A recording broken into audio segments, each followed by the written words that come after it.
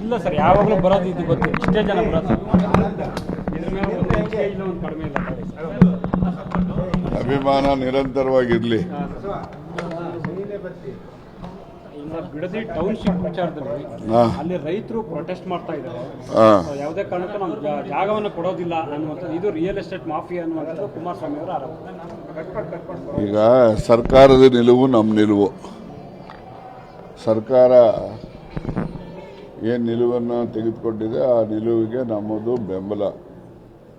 ಹಾಗೆಯೇ ಈಗೇನಿದೆ ಇವತ್ತಿನ ಮಾಹಿತಿ, ಯಾರೆಲ್ಲ ನಿರಾಕರಣೆ ಮಾಡ್ತಾ ಇದ್ದಾರೆ ರೈತರು, ಅವ್ರ ಜೊತೆ ಮುಖ್ಯಮಂತ್ರಿಗಳೇ ಸ್ವಯಂ ಅವ್ರನ್ನೆಲ್ಲ ಕರೆಸಿ ಅವರ ಏನು ತೊಂದರೆ ಇದೆ ಅದನ್ನೆಲ್ಲ ಕೇಳಿ ಪರಿಹಾರ ಮಾಡ್ತಕ್ಕಂಥ ಪ್ರಯತ್ನ ಕೂಡ ಮಾಡ್ತಿದ್ದಾರೆ.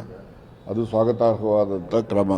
ಯಾಕೆಂದರೆ ರೈತರ ಜೊತೆ ಸಂವಾದ ಮಾಡಿ ರೈತರ ಮನವೊಲಿಸಿ ಮಾಡ್ತಕ್ಕಂಥದ್ದು ಎಲ್ರಿಗೂ ಕೂಡ ಅದು ಸ್ವಾಗತ ಮಾಡ್ತಕ್ಕಂಥ ಕ್ರಮ ಅಂತೇಳಿ ನಾನು ಕೂಡ ಈ ಸಂದರ್ಭದಲ್ಲಿ ಹೇಳಿದ್ದೆ. ಸರ್ಕಾರ ಮತ್ತು ಪಕ್ಷಕ್ಕೆ ಡ್ಯಾಮೇಜ್ ಆಗಲ್ಲ ಸರ್? ಹಳೆ ಮೈಸೂರು ಭಾಗದಲ್ಲಿ ಹಿನ್ನಡೆ ಆಗಲ್ವ ಸರ್ ತಮಗೆ? ನೋಡಿ, ಸರ್ಕಾರ ನಡೆಸೋವಾಗ ಎಲ್ಲರೂ ತೃಪ್ತಿಪಡಿಸೋಕ್ಕೂ ಆಗೋದಿಲ್ಲ. ಒಂದು 10%ಗೆ ತೃಪ್ತಿ ಆದರೂ ಕೂಡ 90% ಜನರಿಗೆ ತೃಪ್ತಿ ಆಗುತ್ತಲ್ಲ.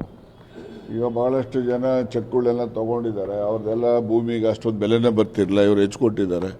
ಮತ್ತು ಇನ್ನೊಂದು ಶೇರಿಂಗನ್ನು ಕೂಡ ಆಪ್ಷನ್ ಕೊಟ್ಟಿದ್ದಾರೆ. ದುಡ್ಡೇ ಒಂದೇ ಅಲ್ಲ, ನಿಮಗೆ 50% ನಾವು ಡೆವಲಪ್ಡ್ ಏರಿಯಾ ಕೊಡ್ತೀವಿ ಅಂತ ಅಂದರೆ ನೀವು ಸಂತೋಷವಾಗಿ ರೈತರೆಲ್ಲ ಒಪ್ತಾರೆ. ಅದಕ್ಕೇನು ಇಲ್ಲಿ ವಿವಾದ ಮಾಡ್ತಿರೋದು ಕುಮಾರಸ್ವಾಮಿ ಅವರು ಸರ್.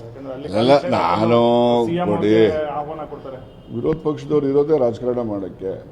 ಅದರಲ್ಲಿ ಕುಮಾರಸ್ವಾಮಿ ಅವರು ಕೂಡ ಒಂದು ವಿರೋಧ ಪಕ್ಷದ ಭಾಗ. ಅದರಿಂದ ಸರಿ ತಪ್ಪು ಅಂತ ಹೇಳಿ ನಾವು ಆಡಳಿತ ಪಕ್ಷದವ್ರು ಹೇಳೋಕ್ಕಾಗ್ತದೆ? ವಿರೋಧ ಪಕ್ಷದವ್ರು ಅವ್ರ ಕೆಲಸ ಅವ್ರು ಮಾಡ್ತಾರೆ, ನಾವು ಆಡಳಿತ ಪಕ್ಷದವ್ರು ನಮ್ಮ ಕೆಲಸ ನಾವು ಮಾಡ್ತೀವಿ.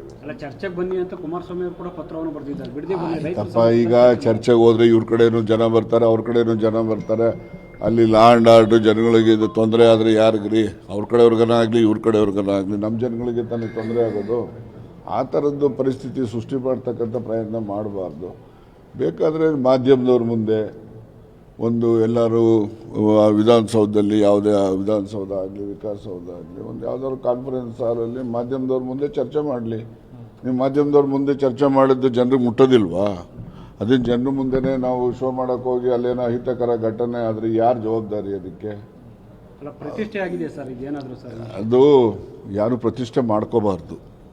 ಯಾವಾಗಲೂ ಕೂಡ ಜನಹಿತ ನಾವು ನೋಡಿಕೊಂಡು ಕೆಲಸ ಮಾಡಬೇಕೇ ಹೊರತು ನಮ್ಮ ವೈಯಕ್ತಿಕ ಪ್ರತಿಷ್ಠೆಗಳಿಂದ ಜನರಿಗೆ ಅನಾನುಕೂಲ ಆಗಬಾರ್ದು ಅಂತಕ್ಕಂಥದ್ದು ನನ್ನ ನಿಲುವು. ಸರ್, ಈಗ ಮಂತ್ರಿಮಂಡಲ ವಿಸ್ತರಣೆ ಬಾಕಿ ಇದೆ ಸರ್, ತಾವು ಕೂಡ ಆಕಾಂಕ್ಷಿ ಅನ್ನುವಂಥದ್ದು. ನಾನು ಮಂತ್ರಿಮಂಡಲದ ಆಕಾಂಕ್ಷಿ ಅಂತ ನಾನೆಲ್ಲೂ ಹೇಳೇ ಇಲ್ವಲ್ಲ. ನಾನು ಮಂತ್ರಿಮಂಡಲದ ಆಕಾಂಕ್ಷಿ ಅಂತಕ್ಕಂಥ ಮಾತನ್ನು ನಾನು ಎಲ್ಲೂ ಹೇಳಿಲ್ಲ, ಹಿಂದೆನೂ ಹೇಳಿಲ್ಲ, ಇವತ್ತು ಕೊಟ್ಟರು ಬೇಕಾಗಿಲ್ಲ ನನಗೆ. ಯಾಕೆ ಸರ್ ಬೇಡ ಬೇಡ ಅನ್ನತ್ರ ಅಷ್ಟು ನಿರ್ಧಾರ ಮಾಡ್ತಿದ್ರಲ್ಲ? ಅಲ್ಲಲ್ಲ, ಅಷ್ಟು ಮಟ್ಟಿಗೆ ಇಲ್ಲಿ ವೈರಾಗ್ಯ ಯಾಕ್ರಿ? ನಾವು ರಾಜಕೀಯದಲ್ಲಿ ಇರೋರೇನೆ, ಗೊತ್ತಾಯ್ತಾ? ರಾಜಕೀಯ ಬಿಟ್ಟೇನು ಮಾಡೋದಿಲ್ಲ. ಆದರೂ ಕೂಡ ಏನು ಮಂತ್ರಿ ಕೆಲಸ ನಾನು 2 ವರ್ಷ ಮಾಡಿದ್ದೀನಿ, ಪ್ರಾಮಾಣಿಕವಾಗಿ ಮಾಡಿದ್ದೀನಿ, ದಕ್ಷತೆಯಿಂದ ಮಾಡಿದ್ದೀನಿ, ಜನಪರವಾಗಿ ಮಾಡಿದ್ದೀನಿ, ಗೊತ್ತಾಯ್ತಾ? ಅದರಿಂದ ನನಗೇನು ಸಾಕು. ಎಷ್ಟು ಸರಿ ಮಂತ್ರಿ ಆದರೂ ಮಾಜಿ ಮಂತ್ರಿನೋ ಹೆಸರೇನು ಹೋಗಲ್ವಲ್ಲ. ತ್ಯಾಗನೂ ಇಲ್ಲ ರೀ. ತ್ಯಾಗ ಮಾಡೋಕ್ಕೆ ನಮ್ಮ ಅಪ್ಪನ ಮನೆ ಆಸ್ತಿನ? ಜನ ಕೊಡೋ ಅಧಿಕಾರ ಅದು. ಶಾಸಕ ಆಗೋದು ಜನ ಕೊಡೋ ಅಧಿಕಾರ. ಆ ಜನ ಕೊಡೋ ಅಧಿಕಾರದಿಂದ ಶಾಸಕ ಆದ್ರಿಂದ ಮಂತ್ರಿ ಆಗ್ತಕ್ಕಂಥದ್ದು. ಆಗಲಿ, ಬೇರೆಯವ್ರಿಗೂ ಅವಕಾಶ ಕೊಡಲಿ, ಬೇರೆಯವ್ರನ್ನು ಮಂತ್ರಿ ಮಾಡಲಿ. ನನಗೂ ಕೂಡ ಸರಿ ಮಂತ್ರಿ ಆದರೂ ಮಾಜಿ ಮಂತ್ರಿನೇ ತಾನೆ. ಡಿ ಕೆ ಶಿವಕುಮಾರ್ ಅವ್ರನ್ನ ನೀವು ಒಂದು ಬಾರಿನೂ ಕೂಡ ಯಾಕೆ ಭೇಟಿ ಮಾಡಿಲ್ಲ ರೀ? ಅನುದಾನಕ್ಕಾಗಿ ಏನಾದರೂ ಭೇಟಿ ಮಾಡಿ? ಅನುದಾನ ಅಗತ್ಯತೆ ಬಂದ ಭೇಟಿ ಮಾಡ್ತೀನಿ, ಪತ್ರ ಕಳಿಸ್ತೀನಿ, ಮಾಡಿದ್ದಾರೆ ಎಲ್ಲರೂ. ಸರ್, ಸಿದ್ದರಾಮಯ್ಯವ್ರನ್ನ ಕಡೆಗಣಿಸಲಾಗ್ತಿದೆ ಅನ್ನುವಂಥದ್ದು ಕೂಡ. ಯಾಕಂದ್ರೆ ಒಂದು ಕ್ರೆಸ್ಟ್ ಗೇಟ್ಗಳಲ್ಲಿ ಅಲ್ಲಿ ಅಳವಡಿಕೆ ಬೇರೆ ಬೇರೆ ಮುಖ್ಯಮಂತ್ರಿಗಳನ್ನ ಬಗ್ಗೆ ಮಾತಾಡಿದ್ರು. ಸಿದ್ದರಾಮಯ್ಯರ ಅವಧಿಯಲ್ಲಿ ಅದು ಕ್ರೆಸ್ಟ್ ಗೇಟ್ಗಳು ಅದು ಯಾವುದು ನಾನು ನೋಡಿಲ್ಲಪ್ಪ, ಅದು ಹಾಕಿದಾರೆ ಇಲ್ಲ ಅಂತೇಳಿ. ಈಗ ಸರ್ಕಾರದ ಕಾರ್ಯಕ್ರಮ ಇದ್ದ ಮೇಲೆ ಸರ್ಕಾರದ ಒಂದು ಪ್ರೋಟೋಕಾಲ್ ಇರ್ತದೆ. ಆ ಪ್ರೋಟೋಕಾಲನ್ನೇ ಮಾಡಿರ್ತಾರೆ. ಒಂದು ಪಕ್ಷ ಮಾಡಿಲ್ಲ ಅಂತ ಹೇಳಿದ್ರೆ ಅದು ಲೋಪ ಆಗಿದ್ರೆ ಸಂಬಂಧಪಟ್ಟವ್ರ ಮೇಲೆ ಕ್ರಮ ತಗೋತಾರೆ.